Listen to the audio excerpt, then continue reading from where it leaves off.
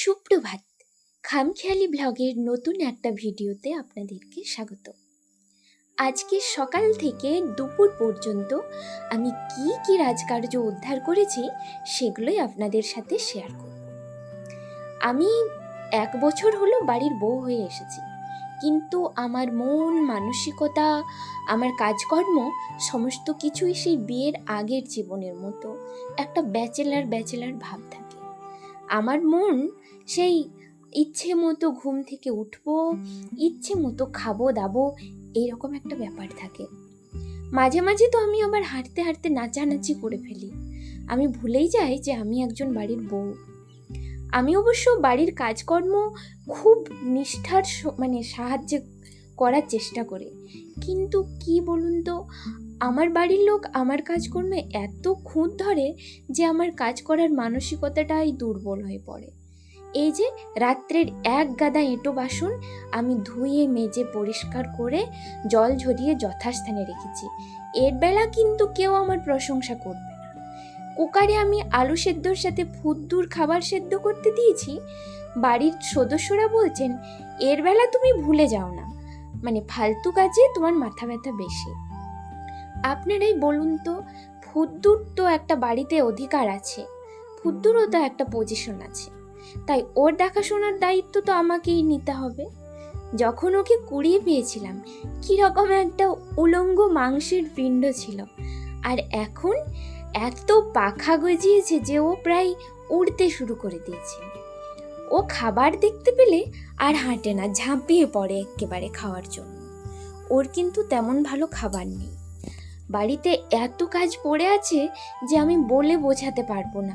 চারিদিকটা ঝাড়ু দেওয়া, আমার ঝাড়ু দিতে প্রায় 40 মিনিট থেকে 1 ঘন্টা লেগে যায়। এ ঘর সে ঘর, এ বারান্দা সে বারান্দা।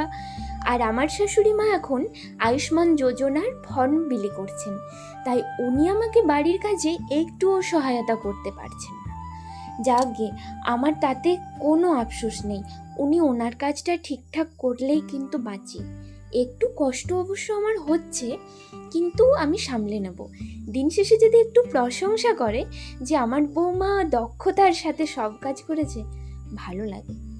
ও কোনো ব্যাপার না, 1-2 বছর পর কিন্তু আমি ঠিক এটা আদায় করে নেব। আমার প্রচণ্ড খিদে পেয়েছে, আর আমি ব্রাশে টুথপেস্ট লাগিয়ে ব্রাশ করতে শুরু করেছি। এক্ষুনি কোলগেট বলতে যাচ্ছিলাম, বাঙালিদের কিন্তু সব টুথপেস্টই কোলগেট। আর আমার এই নেকুপনা আমার বাড়ির লোক প্রায় দেখে দেখে অভ্যস্ত হয়ে গিয়েছেন। মাঝে মধ্যে আমার শাশুড়িমা বলেন, বৌমা তো না, আমি কিন্তু একটা বাচ্চা মেয়ে এনেছি। আমার ব্রেকফাস্টে ছিল মুড়ি আর ছোলা ভেজানো।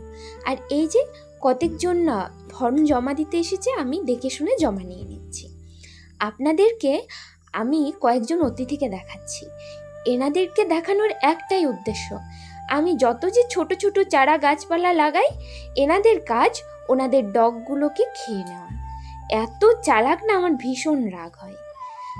আমাকে আমার শাশুড়িমা বলেছেন, তুমি বাগান থেকে ঢ্যাঁড়সগুলো কিন্তু তুলে এনে রাখবে, কারণ ঢ্যাঁড়সগুলো বুড়িয়ে যাচ্ছে। যাকগে, ঢ্যাঁড়স গিয়েছে ঢ্যাঁড়স তুলতে, কি একটা মজার বিষয় না? আমি একটা পাতিলেবু তুলেছি দুপুরে খাওয়া দাওয়া করার জন্য। আচ্ছা, আমাদের বাড়ি, আমাদের পরিবেশ, আমাদের বাড়ির বাগান আপনাদের কেমন লাগে? আপনারা তো কমেন্টে বলেন না। আজকে আমরা ঢ্যাঁড়স ভাজবো। আমি ঢ্যাঁড়সগুলো ছোট্ট ছোট্ট বানাচ্ছি, কারণ বুড়িয়ে গিয়েছে। বিকেলে ঝমঝমিয়ে বৃষ্টি এসেছিল, আর আমার বান্দোয়ান যাওয়াও পণ্ড।